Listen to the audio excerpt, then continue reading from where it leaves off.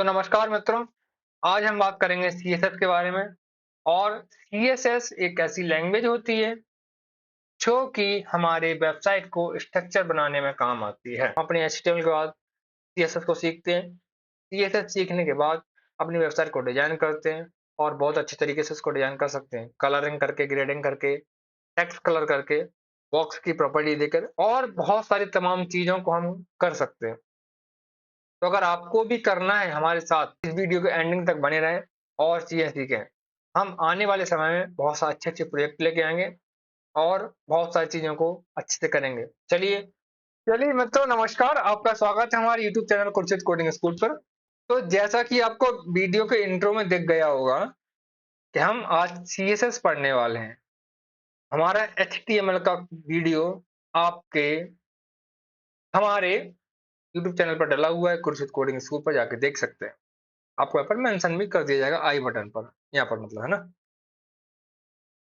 आज हम सीएसएस पढ़ने वाले हैं, तो बेसिकली हमारे कुछ टॉपिक यहाँ पर लिखे हुए हैं। 7 टॉपिक हैं, 7। और शुरुआत करते हैं। Introduction to CSS.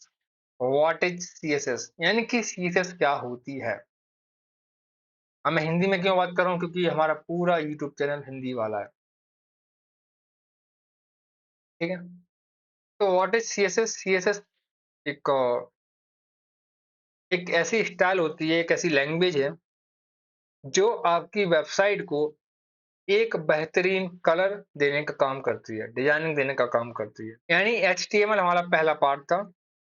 Second part हमारा सीएसएस है, हमारी वेबसाइट को स्ट्रक्चर देने में बढ़िया सा तरीके से, कलरिंग वगैरह करने में, फॉन्ट साइज बढ़ाने में, कम करने में, कौन सा आइकन कैसा लगेगा, कैसा दिखेगा, कहाँ लगेगा, कितना बड़ा होगा, वो सारी चीजें करनी है। ठीक है। यानी कि आपकी वेबसाइट को स्टाइलिंग देने का काम करती है हमारी सीएसएस। ठीक है। सीएसएस का फुल फॉर्म होता है cascading style sheet. Importance of CSS मैं आपको बता चुका हूँ, क्योंकि हमारी वेबसाइट को स्ट्रक्चर देने में और बड़ी तरीके से स्टाइलिंग देने में काम करती है। CSS syntax and selector. चलिए, तो हमने अपने एचटीएमएल में पढ़ा था, तो आज हम एक नया फोल्डर बना रहे हैं इसी फोल्डर में सीएसएस नाम से, जिसमें हम एक फाइल बनाएंगे index dot H T M L. तो दूसरा फोल्डर बनेगा हमारा style dot C S S. अब जैसा कि हम अपने एचटीएमएल में सारी, पहले मैं हटा दूं यहाँ से। ठीक है। हम अपने एचटीएमएल में बॉर्डर पे लिखते हैं कुछ ऐसे। सीएसएस में कोई शॉर्ट ट्रिक नहीं होती, हमें लिखना पड़ता है। तो सीएसएस की बॉर्डर पेट होती है, मैं आपको बता दूं, margin 0, padding 0, box sizing border box, HTML body width 100%, height 100%। ये हमारी सीएसएस की बॉर्डर पेट है, यानी कि कुछ प्री कोड है ना। इतना हो गया। अब सीएसएस सिंटैक्स और सिलेक्टर। तो सिंटैक्स कुछ आपको देखने को यहाँ पर मिल गया, कुछ हमारे पास बॉडी टैग लगाने होते हैं, कुछ कर्ली ब्रेसेस, सेमीकोलन, कुछ ऐसे लिखा जाता है सॉर्ट ऑफ, है ना। अब हम बात करेंगे हमारे सिलेक्टर की। तो सबसे पहले हम अपनी सीएसएस को लिंक करेंगे अपने एचटीएमएल से। तो कैसे करेंगे, टाइटल के नीचे आके लिंक सीएसएस, बस हो गई हमारी। तो चलो, हमारी सीएसएस यहाँ पर लिंक हो चुकी है। मैं यहाँ पर क्लिक करके देखूंगा, हमारी सीएसएस खुल रही है। और सीएसएस खुलने के बाद यहाँ पर बात करेंगे सिलेक्टर कैसे होते हैं। तो हमने आईडी पढ़ा है, क्लास पढ़ा है, हमने टैग पढ़े। सबसे पहले बात करेंगे टैग में। हम सबसे पहले टैग पढ़े हैं। अगर हमने यहाँ पर H1 लिखा है, हेलो, मैं इसको ओपन में लाइव सर्वर कर रहा हूँ, है ना। यहाँ के हमारे हेलो। ठीक है। अब हेलो यहाँ पर आने के बाद मैं लिखूंगा यहाँ पर H1। मैं यहाँ पर करूंगा कलर रेड। तो यहाँ पर इसका कलर रेड हो चुका है ना। मैं एक काम करता हूँ, इसका बैकग्राउंड कलर ब्लैक करता हूँ, जिससे आपको देखने में दिक्कत नहीं होगी। अब ठीक है ना? अब कलर रेड भी हो गया और आपको देखने में दिक्कत नहीं हो रही है। चलिए, हमारे टैग ऐसे होते हैं, अगर आपने यहाँ पर पी टैग लिखा है, आपने यहाँ पर ई टैग लिखा है, आपने यहाँ पर इमेज टैग लिखा है, आपने यहाँ पर फॉर्म टैग लिखा हुआ है, आपने यहाँ पर सिलेक्टर टैग लिखा हुआ है, आपने यहाँ पर ऑप्शन टैग लिखा हुआ है, आपने यहाँ पर इनपुट टैग लिखा हुआ है, आपने यहाँ पर आपने यहाँ पर और कई सारे टैग लिखे हैं, लेबल लिखा हुआ है, आपने यहाँ पर स्पेलिंग टैग लिखा हुआ है। वो तमाम सारे टैग यानी कि यहाँ पर हम देखेंगे अपने एचटीएमएल वाले सिलेबस में तमाम सारे टैग यहाँ से लेके अप्रॉक्स यहाँ तक और यहाँ तक भी कह सकते हैं ये सारे टैग को सिलेक्ट करने का तरीका ऐसा है। बिल्कुल। अब अगर हम यहाँ पर बात करें, सारे टैग तो हमारे पास हो गए। अगर किसी क्लास या किसी डिव की क्लासेस क्या है, डिव क्या होता है, एक बॉक्स होता है ना, तो मैंने यहाँ पर डिव लिखा है। अगर आपने डिव लिखा है तो आप ऐसे लिख कर सिलेक्ट करके लिख सकते हैं, यानी कि मैं यहाँ पर लिखूँ, आपको दिखाऊँ कुछ ऐसे div bracket open width 200 pixel, pixel वगैरह क्या होता है बता दूंगा अभी, हाँ? अभी बस देखो,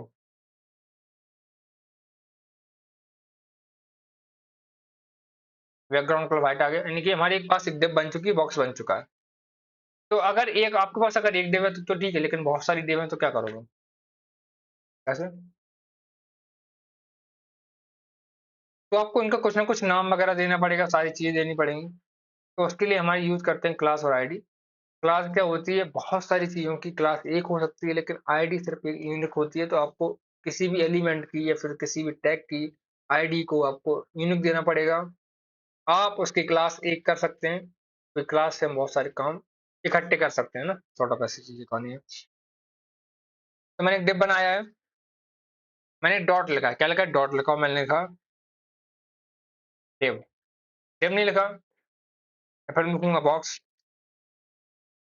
तो जैसे मैंने यहाँ पर डॉट लिखा है तो यहाँ पर आप देखोगे, एंटर करूंगा तो यहाँ पर क्लास नाम आ जाएगा, डिव आ जाएगी। आप ऐसे लिखने का तरीका है, क्या है लिखने का तरीका है ऐसा।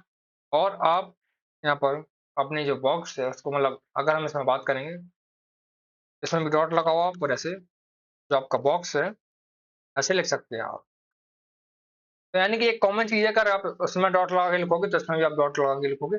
अगर आप उसमें हैच लगा कर लिखोगे तो आप इसमें भी हैच लगा कर लिखोगे। कैसे? हैच मतलब ऐसा बॉक्स, आप देखे ना, दोनों बॉक्स अलग अलग हैं। यहाँ पर लिखूंगा बॉक्स, मैं सब चीज सेम करूंगा, उस बैकग्राउंड कलर अलग कर दूंगा, जिससे आपको डिफरेंस पता चल जाएगा।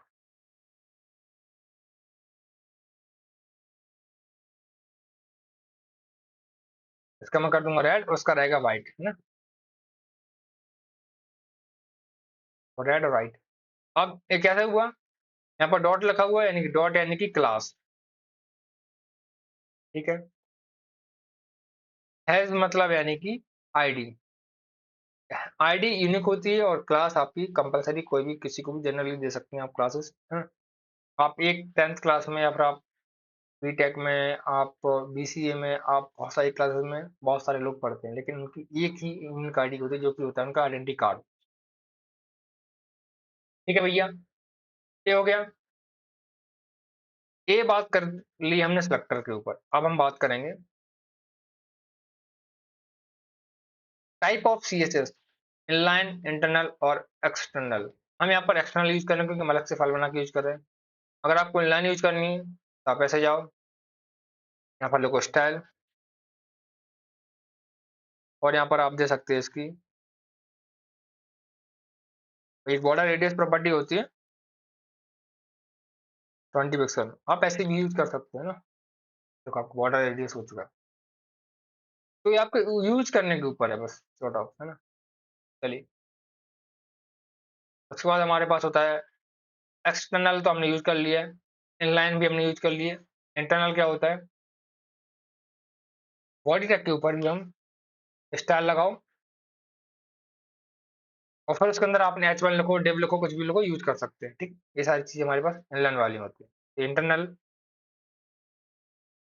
इनलाइन वाला हमारा यहाँ पर लिखा हुआ है हमारे div के अंदर,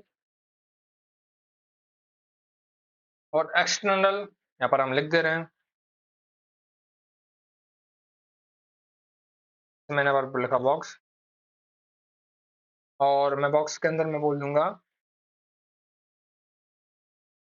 बॉर्डर रेडियस 30 पिक्सल। तो आपको देखने को मिल जाएगा, थोड़ा सा मैं ज्यादा देखने को मिल जाएगा। ठीक है, कुछ ऐसा। मैं 50 करूंगा तो कुछ और ज्यादा आपको देखने को मिल जाएगा। 50% भी कर सकते हैं ना, तो आपको पूरा तरीके से गोल मिल जाएगा, सर्कल, लाइक ए सर्कल, है ना। चलो, ये हो गया। अब हम बात करेंगे कमेंट। कमेंट करना आपकी हॉबी है, और कमेंट करना हॉबी छोड़नी पड़ेगी आपको ना। कमेंट लाइक, आप यहाँ पर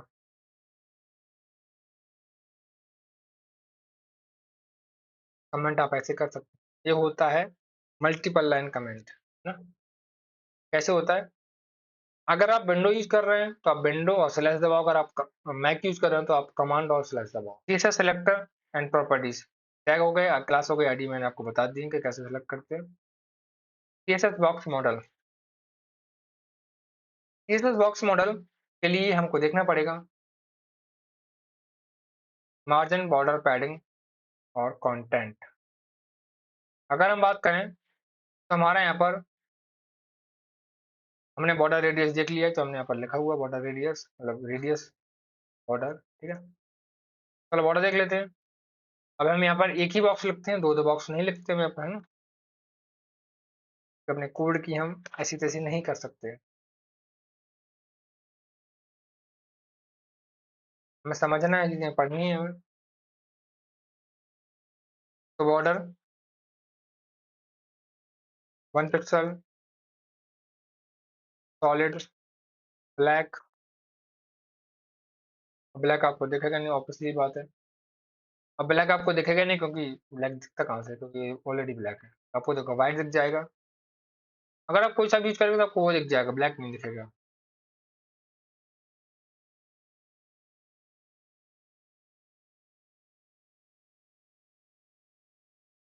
ना। आप यहाँ पर 2 पिक्सल यूज कर लो तो आपको ज्यादा दिख जाएगा, जैसे 4 पिक्सल भी यूज कर सकते, 5। ठीक है, ये दिख रहा है, देखिए। ठीक है, चेंज हो गया। चलिए, पैडिंग, पहले मार्जिन समझते हैं। मार्जिन यानी कि आपके चारों तरफ का गैप, 20 पिक्सल, तो आपके चारों तरफ एक गैप बन जाएगा, कुछ ऐसा। पैडिंग क्या होता है, पैडिंग अगर आपने सब कुछ के अंदर लिखा हुआ है, जैसे मैंने अपने बॉक्स के अंदर लिखा है हेलो, अभी हेलो हमारे यहाँ पर चिपका हुआ आ रहा है, तो मैं क्या कहूंगा, थोड़ा पैडिंग हो जाओ। पैडिंग यानी कि अंदर का स्पेस, पैडिंग 20 पिक्सल, तो आपके बॉक्स के अंदर स्पेस बन जाएगा। यानी कि हम समझ सकते हैं, अगर हमारा मार्जिन है बॉक्स के बाहर की चीजें, अगर पैडिंग है तो हमारे बॉक्स के अंदर की चीजें। विड्थ एंड हाइट प्रॉपर्टीज, चलिए, विड्थ, हाइट, आपको पता है विड्थ यानी कि विड्थ और हाइट। ठीक है,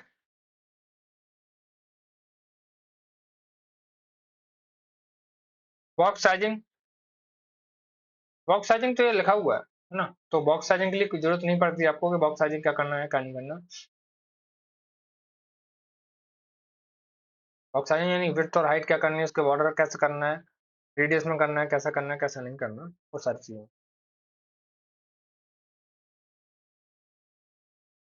CSS layout techniques, display properties, block, inline, inline block, none.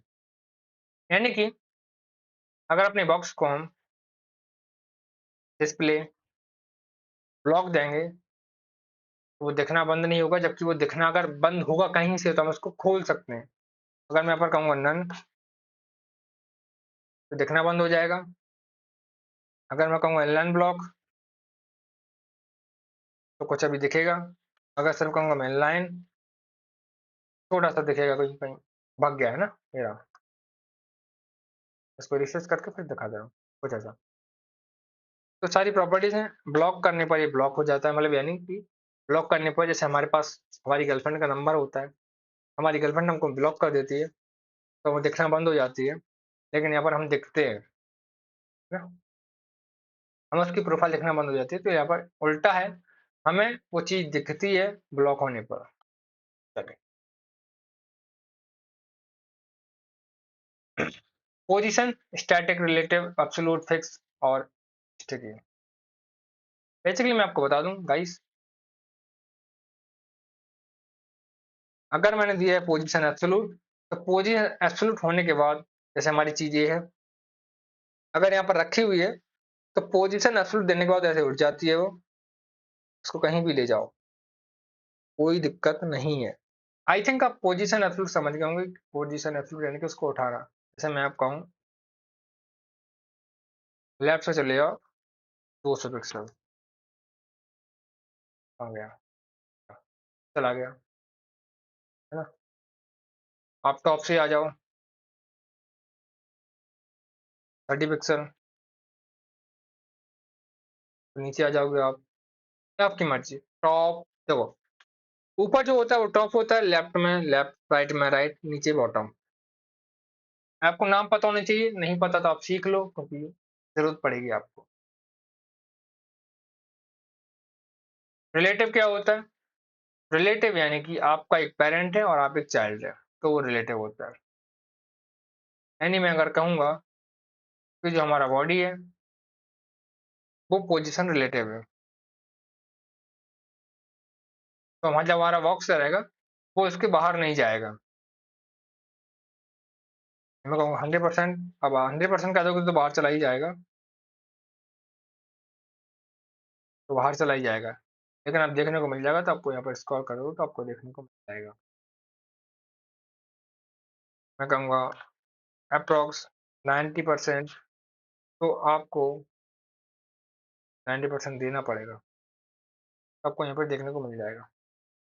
इन्हें आप जहाँ ले जाना चाहें अपने बॉक्स को वहाँ पर ले जा सकते हैं, अपने डिस्प्ले फ्लैक्स पे। हम इसको करने के बाद एक प्रोजेक्ट लेके आएंगे बढ़िया सा। गाइस हम एक सीरीज चालू करने वाले हैं 1 नवंबर से, तो आप लोग हमारे साथ जुड़े रहना, क्योंकि बाद में पता हो या ना हो। फिक्स यानी कि फिक्स करना, फिर उसको कहीं ले जा नहीं सकते, ठीक है। फिक्स करने वाली प्रॉपर्टी हमारे पास, जैसे हमारे पास एक फिक्स करने वाली प्रॉपर्टी, जैसे कि हमारा बॉक्स यहाँ पर फिक्स हो जाएगा।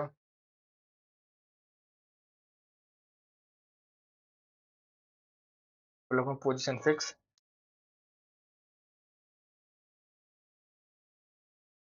अब मैंने एक और पेज यहाँ पर, या फिर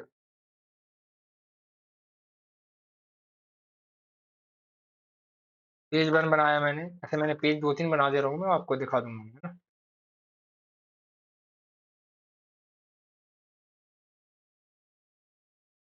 ना। 4 पेज बनाए। मैं क्या करूंगा, पेज 1 को मैं दूंगा पेज 1 विथ 100%, हाइट 100 VH। क्या होती है VH की? एक हमारे पास प्रॉपर्टी होती है।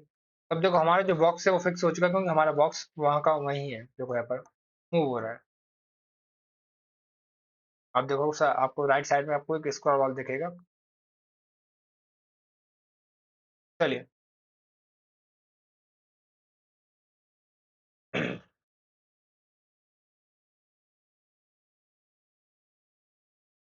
उसके बाद यहाँ पर लिखा हुआ flex box layout. Flex box layout, flex box क्या होता है गाइस? तो यहाँ पर समझो, पेज को हटाओ। फ्लेक्स बॉक्स यानी आपकी प्रॉपर्टी, आपने यहाँ पर हेलो, मैं यहाँ पर बॉक्स के अंदर मैं एक और बॉक्स बना दे रहा हूँ ऐसा, बिल्कुल सेम टू सेम, और एक और बना दे रहा हूँ। तो आपको यहाँ पर बॉक्सेस देखने को मिल जाएंगे। एक सेकेंड, ये फिक्स की प्रॉपर्टी को मैं हटाऊंगा थोड़ा सा, क्योंकि फिक्स, अब फिक्स सारे बॉक्सेस एक ही जगह आ चुके हैं। हमारे पास 3 बॉक्सेस हैं। अब 3 बॉक्सेस को मुझे क्या करना है, फ्लेक्स बॉक्स करना है ना? तो हर चीज़ हटाओ, ये मार्जिन पैडिंग हटाओ क्योंकि इतनी नीड नहीं है अब। तो कुछ ऐसे आएँगे, मुझे क्या करना पड़ेगा, मैं अपने बॉडी को कहूँगा डिस्प्ले फ्लैग्स,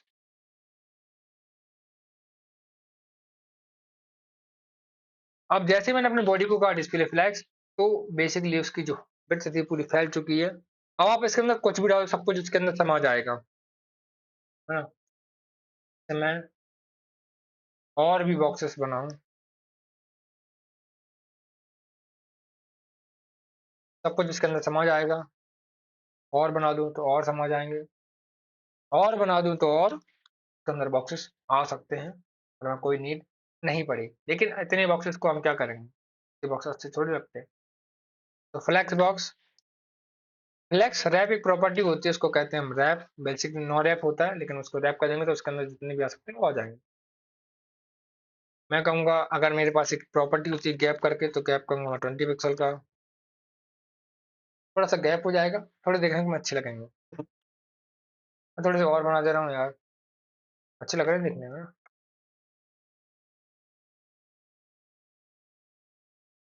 अब ठीक है, ये कुछ बॉक्सेस बन चुके हैं हमारे और अच्छे भी लग रहे हैं, कोई दिक्कत भी नहीं है। चलिए बहुत बढ़िया। टाइपोग्राफी एंड टेक्स्ट स्टाइलिंग, यानी font property, size, family, width और style, text property, colour, alignment, decoration, transform, spacing. चलो, एक बार समझते हैं। हमने लिखा है हेलो, पर हेलो आ गया, सिंपल सी बात है, मैं यहाँ पे लिखूँगा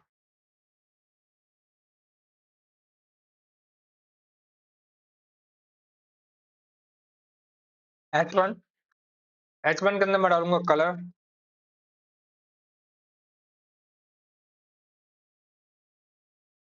कलर रेड, तो कलर यहाँ पर रेड आ जाएगा, जैसे कि आना नहीं चाहिए, मैं व्हाइट करूँगा व्हाइट, व्हाइट आ गया। कलर होता है, इसका फ़ॉन्ट साइज़ होता है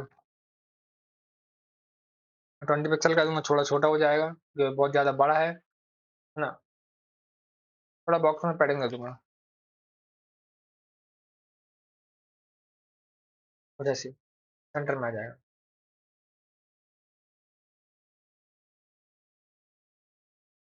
मैं कहूँगा टेक्स्ट स्टाइलिंग या text decoration, text styling underline हो जाएगा, है ना? डॉटेड आई थिंक वर्क करता है, नहीं करता। जैसे बहुत सारी प्रॉपर्टी जो वर्क करती हैं, वर्क नहीं करती क्योंकि बहुत सारी प्रॉपर्टी हमारे सीएसएस से हट चुकी हैं, तो नीड नहीं पड़ती उनकी, और ये सब नीड नहीं पड़ती हैं और आराम से हो जाता है। जो लिखा हुआ यहाँ पर आरजीबी रेड, ग्रीन, ब्लू होता है हमारे पास एक मॉडल, और भी होते हैं लेकिन उनकी नीड नहीं पड़ती तो अपन उनको समझते भी नहीं है। Background properties, colour, image, position, repeated size, background colour हमने यहाँ पर दिया है इसको। अब किसी भी बॉक्स को बैकग्राउंड कलर दे सकते हैं, अगर उसके अंदर हमको इमेज लगानी है तो हम कैसे करेंगे? यहाँ पर जाएंगे, एक न्यू टैब खोलेंगे, मैं डालूंगा यहाँ पर अनस्प्लैश, मैं इसको उठा ले रहा हूँ, करना है कॉपी इमेज एड्रेस, जैसे हम देख चुके होंगे उसमें। आपको करना क्या है, बैकग्राउंड इमेज यूआरएल आपको पेस्ट कर देना। आपको देखोगे तो आपको सारे बॉक्सेस में यहाँ पर देखने को नहीं मिलेगी, तो आपको एक चीज का मिल तो रही है लेकिन वो क्या करना पड़ेगा, आपको बैकग्राउंड पोजीशन सेंटर करनी पड़ेगी, शायद आपको देखने को मिल जाए। मैं कहूँगा बैकग्राउंड साइज कवर, है ना? तो कुछ आपको ऐसा देखने को दृश्य मिल जाएगा जो कि बहुत अच्छा देखने में आई थिंक लग रहा है। चलिए, सीएसएस बॉर्डर शैडो, तो बॉक्स शैडो अगर आपको देना है तो आप दे सकते हैं, कैसे करके यहाँ पर लिखूंगा बॉक्स शैडो, मैं बोलूंगा 5 pixel, 5 pixel, 5 pixel, 5 pixel, white. तो चारों तरफ की चीजें हैं वो, आपको जिधर देना आप उधर दे सकते हैं। टेक्स्ट शैडो, अच्छी बात है। हम यहाँ पर जाएंगे अपने भैया H1 में, बोलेंगे टेक्स्ट शैडो,